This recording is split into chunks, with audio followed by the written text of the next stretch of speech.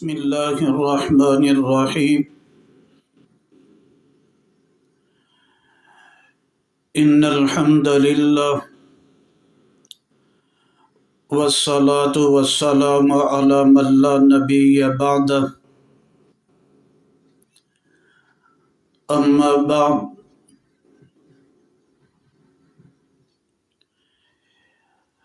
ایک بڑا اہم سوال کیا گیا،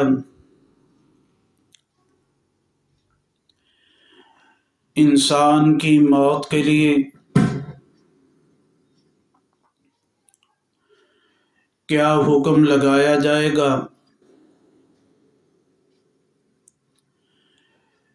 کہ اس کے دل کی حرکت بند ہو جائے، سانس کا رک جانا، دماغ کی موت جسے برین ڈیتھ کہا جاتا ہے۔ ان احکام کے بارے میں، انسان کی موت کے بارے میں قرآن و سنت کی روشنی میں کیا حکم ہے،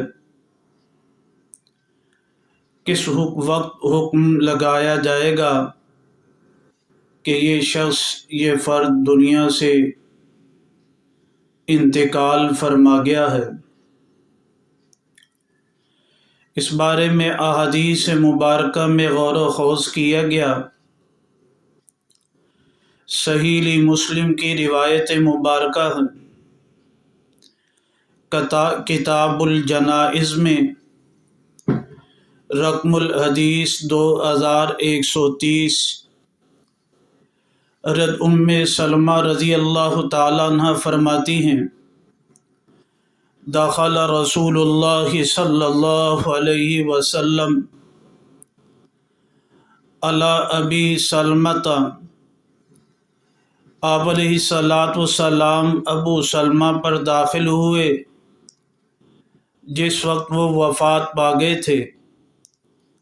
وقد شق بصرہ فاغمضہ، آپ کی نظریں پھٹی رہیں، آنکھیں کھلی ہوئی تھیں۔ آپ علیہ السلام نے فاغمضہ، ان کی کھلی ہوئی آنکھوں کو بند کر دیا۔ ثم قال، پھر آپ نے فرمایا، ان الروح اذا قبض تبعہ البصر، کہ روح جب قبض کر لی جاتی ہے تو نظریں اس کے پیچھے چلی جاتی ہیں۔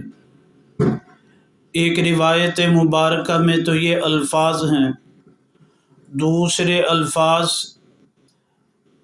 اگلی روایت مبارکہ میں ہی، جس کے راوی ابو ہریرہ رضی اللہ تعالیٰ عنہ ہیں، آپ علیہ السلام نے فرمایا، الم تروا الانسان، کیا تم نے نہیں دیکھا انسان کو، اذا مات شخص، اذا مات جب وہ مر جاتا ہے، شخص بصرہ، اس کی نظریں ٹھہر جاتی ہیں۔ قالوا بلا، صحابہ نے فرمایا کیوں نہیں؟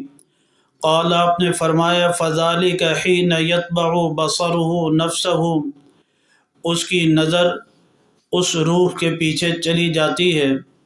اس روایت مبارکہ سے معلوم ہوا، انسان کی موت کی نشانی، ایک بڑی نشانی یہ ہے کہ انسان کی نظر ٹھہر جائے گی، آنکھوں کی پتلیاں ٹھہر جائیں گی، یہ اس کی وفات کی علامت ہے۔